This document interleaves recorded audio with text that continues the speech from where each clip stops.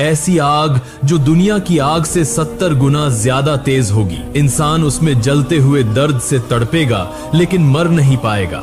वहां इतनी भयानक ठंड होगी कि इंसान बर्फ की तरह जम जाएगा। वहां खाने के लिए कांटेदार जहरीला जक्कूम फल दिया जाएगा जिसे खाकर इंसान दर्द में तड़पेगा। उन्हें गिलास से उबलता हुआ पानी, बदबूदार खून और पीप पिलाया जाएगा। हाँ दोस्त, यही वो भयंकर जहन्नुम है जिसका हर गुनहगार सामना करेगा। चलो इस वीडियो में हम जहन्नुम की शुरुआत से लेकर अंत तक की कहानी सुनते हैं जिसकी हर बात कुरान और हदीस से ली गई है। लेकिन ये नज़ारे आर्टिफिशियल इंटेलिजेंस की बारीक कल्पना की देन है। इस्राफील अलैहिस्सलाम ने पहली बार गहरी और लंबी सांस ली, फिर अपने होंठों से शिंग बजाई। एक भयानक, हड्डियां हिला देने वाली आवाज गूंज उठी। पहले मक्का मुकर्रमा में सब हिल गया, फिर ये लहरें फैलकर मदीना अल मुनव्वरह तक पहुंच गईं। लंदन में बिग बेन की घड़ी रुक गई। न्यूयॉर्क की ऊंची ऊंची इमारतें गरजने लगी। डर के कंपनों से सब हिल उठा। टोक्यो में मशीनें बिखर गईं। उसी वक्त पूरी दुनिया के हर कोने में वो भयानक आवाज गूंजने लगी। आसमान के तारे एक एक करके बुझने लगे। वो चमकता सूरज अदृश्य अंधेरे में डूब गया और चांद टुकड़ों में टूट गया। ब्रह्मांड एक बड़ा कब्रिस्तान बन गया। खामोशी छा गई। सब कुछ पूरी तरह अंधेरा हो गया। सब कुछ मौत की आगोश में समा गया।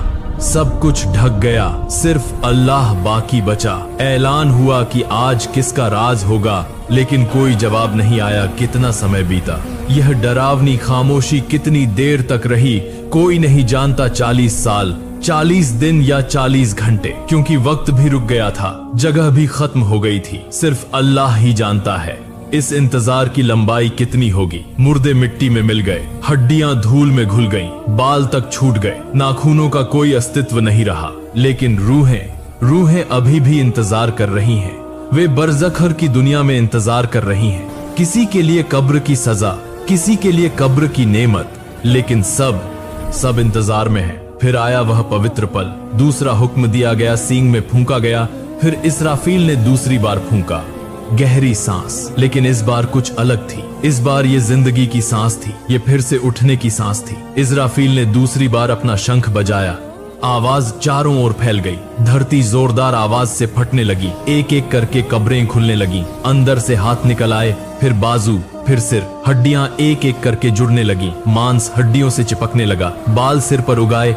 आंखें अपनी जगह बैठ गईं। हर इंसान धीरे धीरे धूल मिट्टी से ढका, हैरान, नंगा, डर के मारे कांपता हुआ खड़ा हो गया। उन्होंने पूछा, किसने हमें हमारी नींद से जगाया? फिर उन्हें याद आया, वही भयानक सच। वे बोलने लगे, हाय अफसोस, हमारे नबी सच ही कहते रहे। यही वह वादा है जो दयालु अल्लाह ने दिया है। यह चीख चारों ओर फैल गई, वापस गूंजने लगी। दर्दनाक आवाज उठी, लेकिन अब बहुत देर हो चुकी है। हर जगह भय का साया है। वे भागने की जगह ढूंढ रहे हैं, लेकिन कहीं नहीं है। वे छिपने की जगह खोज रहे हैं, लेकिन वह भी नहीं मिल रही। फिर दूर से आवाज आई। फरिश्तों ने कहा, लाइन में लगो सब, हश्र के मैदान में जाओ। यह हुक्म सुनते ही लोग जैसे भागते हुए भेड़ों के झुंड की तरह खींचे जा रहे हैं। एक एक कर समूह में कांपते हुए चल रहे हैं। सांस रुक सी गई है।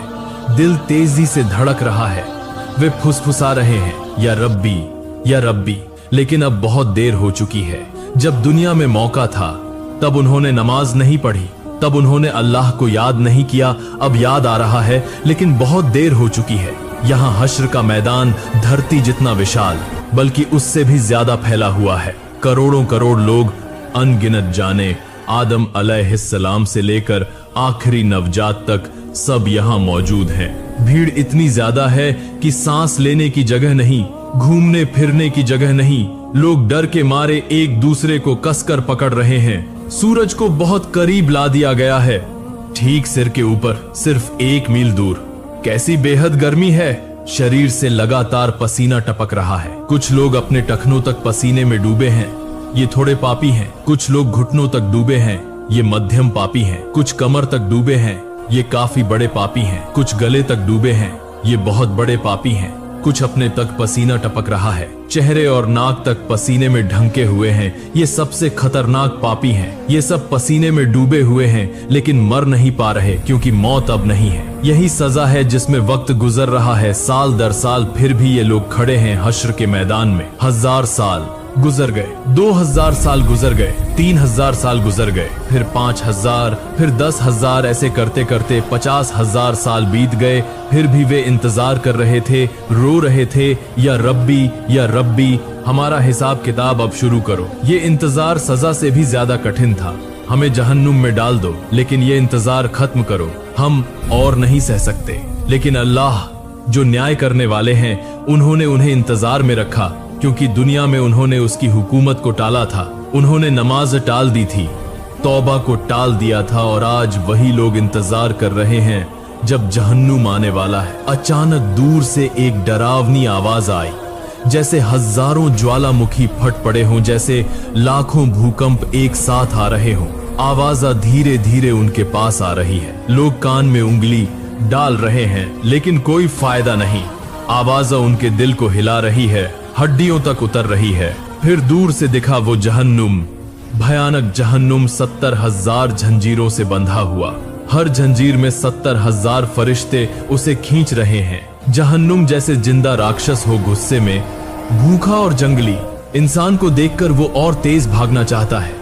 जंजीरें खींचकर फरिश्ते उसे रोक रहे हैं, बहुत दर्द में। जहन्नुम गरज रहा है। उसका गुस्सा ऐसा था जिसे रोकना नामुमकिन था। अचानक अंदर से एक बड़ा सा अग्निगोला निकला। एक मोटे पहाड़ जितनी आकार की जलती हुई आग बिजली की तरह हश्र के मैदान की तरफ दौड़ी और कुछ ही सेकंड में लोगों के पास पहुंच गई। वो आग देखकर लोग पागल हो गए। वे भागने लगे। जहां वे भाग रहे थे आग वहीं थी, जहां वे देख रहे थे आग वहीं थी। वे छिपने की जगह तलाश रहे थे, अपनी ही जमीन पर गिर रहे थे, लेकिन आग रुकने का नाम नहीं ले रही थी, लगातार आगे बढ़ रही थी। कुछ ही सेकंड बाकी थे और तब तक पूरी कयामत का मैदान जलकर राख हो जाएगा, करोड़ों लोग राख हो जाएंगे। लेकिन उसी आखिरी पल में आसमान से नूर की चमक लेकर जिब्रील अलैहिस्सलाम आएंगे। उनके हाथ में एक छोटा सा बर्तन होगा, उसके अंदर साफ तरल पानी होगा। उन्होंने वो तरल उस भयंकर आग के ऊपर डाल दिया। तुरंत भारी भाप उठी और आग तुरंत बुझ गई। आग एकदम ठंडे बर्फीले पत्थर में बदल गई। करोड़ों लोग एक ही पल में गहरी सांस लेकर जैसे जिंदा हो गए। लेकिन ये तो आखिरी बात नहीं थी। लोग हैरान होकर पूछने लगे, वो क्या तरल पानी था? इतनी भयानक आग कैसे बुझ गई? तब जिब्रील अलैहिस्सलाम ने कहा, वो तुम्हारे आंसू थे। दुनिया में जो आंसू तुमने बहाए थे, रात को नमाज में रो रो कर, अल्लाह के डर से, उसकी मोहब्बत में, अपनी गलतियों का पछतावा करते हुए, कुरान पढ़ते हुए, अजान सुनते हुए, माँ बाप के लिए दुआ करते हुए, ये वही पाक आंसू थे। इन्हीं ने इस आग को बुझाया और तुम्हें बचाया, लेकिन वो सिर्फ थोड़े वक्त के लिए था। तब मोमिन खुशी खुशी रोकर बोले, अल्हम्दुलिल्लाह, अल्हम्दुलिल्लाह। और काफिर डर के मारे और भी ज्यादा कड़क हो गए, क्योंकि उनके पास कोई आंसू नहीं थे, इसलिए उनके कोई रक्षक भी नहीं। अब हिसाब देने का वक्त आ गया है। एक एक करके नाम पुकारे जा रहे हैं। जिसका नाम पुकारा जाता है वो डर के मारे कांपता हुआ अल्लाह के सामने आता है। दिल ऐसा जैसे फटने वाला, सांस रुक गई हो। महान अल्लाह उसके हाथ में हिसाब की किताब देते हैं। यही जिंदगी का आखिरी फैसला होता है। जिसने नेक काम किए होते हैं उसकी किताब दाहिने हाथ में दी जाती है। वो खुशी से कहता है, ले लो, मेरा हिसाब पढ़ लो। मैं पक्का जानता था कि मुझे हिसाब देना होगा। और जिसने बुरे काम किए होते हैं उसकी किताब बाएं हाथ में दी जाती है। पीछे से वो पागल होकर चिल्लाता है, हाय अफसोस, काश मुझे ये किताब न दी जाती, काश मुझे अपना हिसाब पता ना होता। तब लोग डर के मारे निराश होकर झूठ बोलते, या रब्बी मैंने कुछ नहीं किया, या रब्बी मुझे कुछ पता ही नहीं था, या रब्बी मैं बेगुनाह हूँ, या रब्बी ये मेरा नहीं था, मैंने ध्यान ही नहीं दिया। तब अल्लाह ने कहा, झूठ मत बोलो, तुम सच छुपा नहीं सकते, सब कुछ लिखा हुआ है, सब कुछ सुरक्षित है। फिर अचानक इंसानों के मुंह सील कर दिए गए, लेकिन इंसानों के हाथ बोलने लगे। मुंह नहीं पर आवाज आ रही है, या रब्बी इस हाथ से उसने चोरी की, इस हाथ ने हराम किया, इस हाथ ने जुल्म किया। पैर गवाही देने लगे, या रब्बी इन पैरों से वह पाप के रास्ते भागा, या खुदा ये पैर उसके जुल्म करने गए या खुदा? ये पैर मस्जिद की तरफ नहीं गए या खुदा? इन आंखों ने नजरें हराम की तरफ घुमाई या खुदा? इन आंखों ने गंदी तस्वीरें देखी? कान बोले या खुदा? इन कानों ने हराम सुना, इन कानों ने गहीबत सुनी। जीभ बोली या खुदा? इस जीभ ने झूठ बोला, इस जीभ ने गहीबत की, इस जीभ ने गालियां दी। इंसान हैरान रह गया, उसके अपने अंग ही उस पर गवाही दे रहे हैं। वे दुखी होकर अपनी ही त्वचा से बोले, तुम लोग हमारे खिलाफ गवाही क्यों देते हो? उन्होंने जवाब दिया, अल्लाह जो हर चीज को बोलने की ताकत देता है, उसी ने हमें भी बोलना सिखाया। इस तरह सच पूरी तरह सामने आ गया, अब कुछ भी छुपा नहीं रहा। वह अब झूठ नहीं बोल सका, वह अब इनकार नहीं कर सका, क्योंकि उसका अपना शरीर गवाह बनाता है। गया, फिर हर काम का हिसाब होगा, थोड़ा सा भी अच्छा काम उसका बदला मिलेगा, थोड़ा सा भी बुरा काम उसकी सजा मिलेगी। कुछ बंदों को अल्लाह ने माफ कर दिया अपनी रहमत और दया से, लेकिन ज्यादातर जहन्नुम जाएंगे। इंसान के हर 1000 में से 999 जहन्नुम जाएंगे। इस तरह हिसाब खत्म हुआ। अब आया जुदाई का वक्त। इंसान को लोहे की गर्दन में जंजीर डालकर, हाथ पैर बांधकर भेड़ों की तरह जहन्नुम की तरफ खींचा जा रहा है। वे रो रहे हैं, विनती कर रहे हैं, या रब हमें एक मौका और दे, हमें दुनिया में वापस भेज दे, हम खुद को सुधार लेंगे, हम अच्छे बन जाएंगे। लेकिन नहीं, बहुत देर हो चुकी है, अब कोई मौका नहीं है। फरिश्ते उन्हें बेरहमी से खींच ले जा रहे हैं। चलो, यही तुम्हारा ठिकाना है। जहन्नुम के ऊपर एक पुल बना, बालों जैसा नाजुक, तेज तलवार जैसा धारदार। हाँ, यही सिरात है, उन्हें इसे पार करना होगा। लेकिन कैसे? इतना नाजुक पुल पार करना मोमिनों के लिए मुमकिन है, उनके पास नूर है। जो लोग सच्चे हैं उनके लिए ये सफर बिल्कुल आसान होगा, जैसे सीधा रास्ता वो आसानी से दौड़ते हुए पार कर जाएंगे।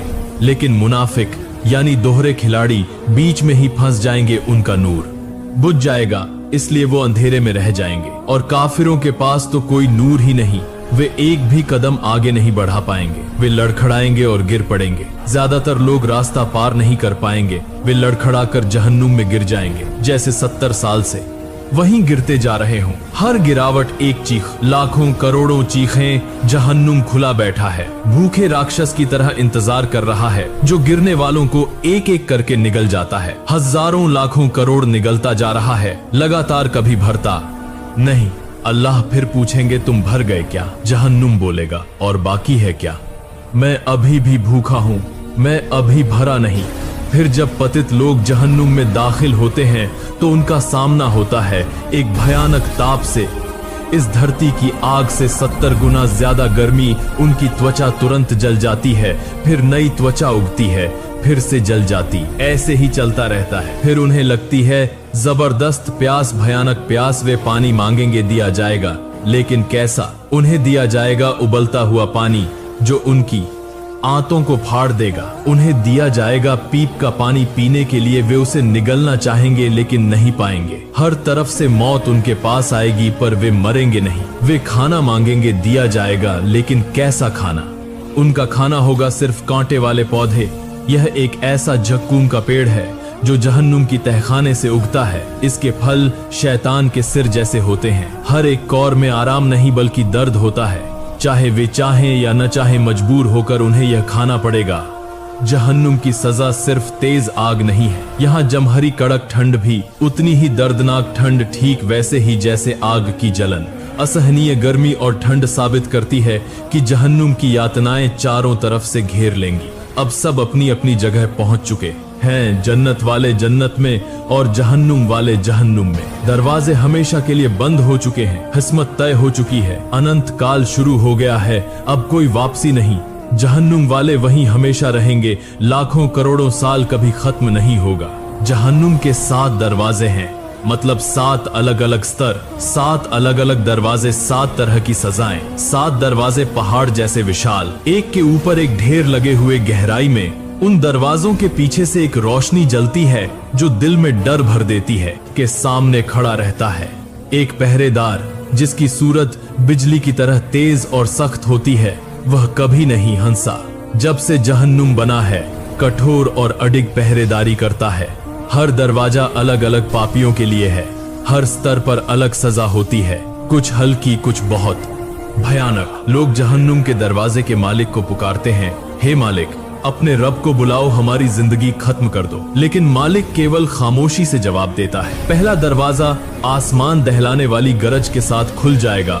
उस पर लिखा होगा जहन्नुम। ये जगह उन मुसलमानों के लिए है जिन्होंने ईमान तो लाया था लेकिन आलस करते रहे, जो नमाज छोड़ देते थे, कहते थे बाद में पढ़ेंगे, जो झूठ बोलना अपनी आदत बना चुके थे, जो लोगों को तकलीफ देते थे, अन्याय करते थे, लोगों के हक मारते थे, जो कहते थे अल्लाह माफ कर देगा लेकिन तौबा नहीं की। जब वे यहाँ आएंगे तो कांप उठेंगे। क्या हम ईमानदार नहीं थे? क्या हमने शहादा नहीं कहा? हाँ कहा था, लेकिन उसका फर्ज नहीं निभाया। यहाँ की सजा अस्थायी है। जब तक उनके गुनाह रहेंगे तब तक सजा, उसके बाद वे जन्नत जाएंगे।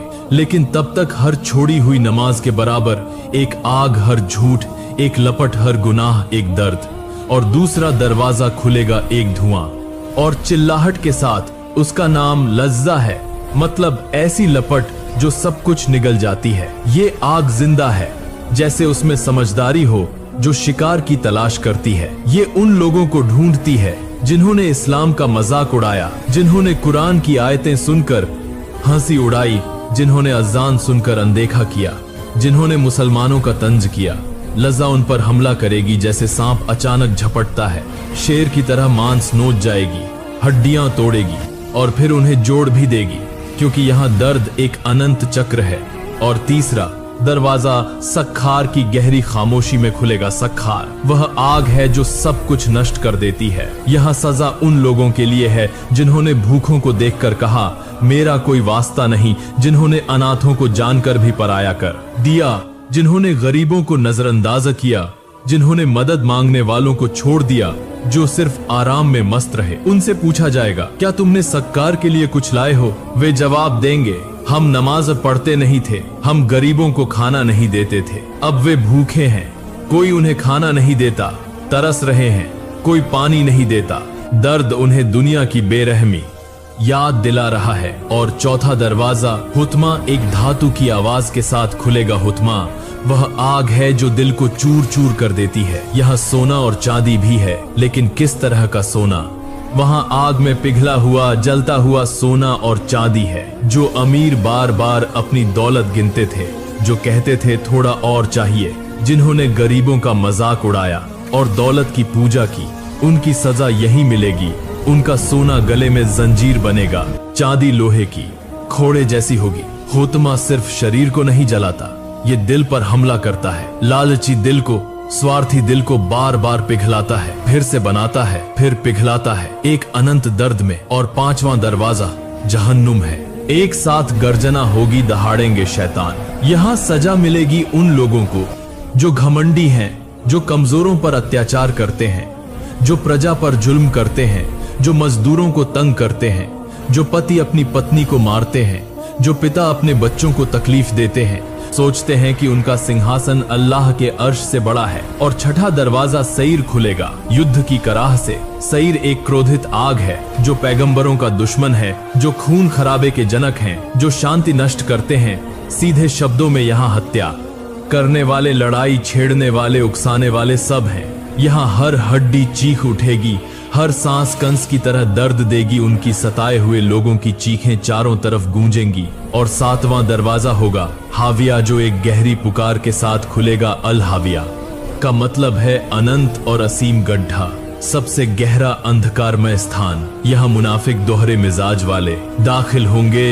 ये सबसे खतरनाक पापी हैं जो जुबान से कहते हैं ला इलाहा इल्लल्लाह, लेकिन दिल से विश्वास नहीं करते, जो दिल से धोखा करते हैं, जो ईमान का नकाब पहनते हैं लेकिन जिंदगी में खोखले होते हैं, जो दोहरे व्यवहार करते हैं, जो मुसलमानों के खिलाफ साजिश रचते हैं, जो धोखा देते हैं, जो खुश होते हैं कि वे दुनिया पर राज करने वाले सब नकली मस्खरे होते हैं। मतलब दो मुंहे लोग। ये लोग अभी भी इस दुनिया में हैं और यहाँ उन्हें खास सजा मिलेगी। जब वे दूसरी दुनिया पहुंचेंगे तो उनका असली रंग हमेशा के लिए सामने आ जाएगा। उनके झूठ फूटेंगे और सच उजागर हो जाएगा। यहाँ तक कि आग भी कांपेगी। जो लोग इस दुनिया में फंसे हैं वे हमेशा फंसे रहेंगे, कभी बाहर नहीं निकल पाएंगे, क्योंकि नकली मस्खरे का कोई अंत नहीं होता। प्यारे दोस्त, तुमने ये वीडियो देख लिया है, इन डरावने नजारों को देखा है। इन भयानक सजाओं को सुना है। अब फैसला करने का वक्त आ गया है। तुम किस तरफ जाना चाहते हो, जन्नत या जहन्नुम? ये तुम्हारे हाथ में है, ये तुम्हारा फैसला है। तुम्हारे पास अभी भी वक्त है, तुम अभी भी सांस ले रहे हो, तुम्हारे पास अभी भी मौका है, तुम्हारा दिल अभी भी धड़क रहा है, तुम्हारी रूह अभी भी जिंदा है, तौबा का दरवाजा अभी भी खुला है। किसी भी वक्त सांस थम सकती है, किसी भी पल इज़राफील अल्लाह के हुक्म के इंतजार में है और तुम अभी भी बेफिक्र हो, अभी भी खेलों में लगे हो, अभी भी कहते हो बाद में करूंगा, बाद में सलात पढ़ूंगा, पढ़ेंगे बाद में, तौबा करेंगे बाद में, खुद को सुधारेंगे बाद में। लेकिन अगर वो बाद में कभी ना आए, अगर आज रात ही तुम्हारी आखिरी रात हो, तो क्या तुम तैयार हो? सच में तैयार हो? इस वीडियो को अपने प्रियजनों के साथ शेयर करो, क्योंकि जहन्नुम हकीकत है। यहाँ जो कुछ भी कहा गया है सब सच है। ये सब पवित्र कुरान में लिखा है। अल्लाहू अकबर।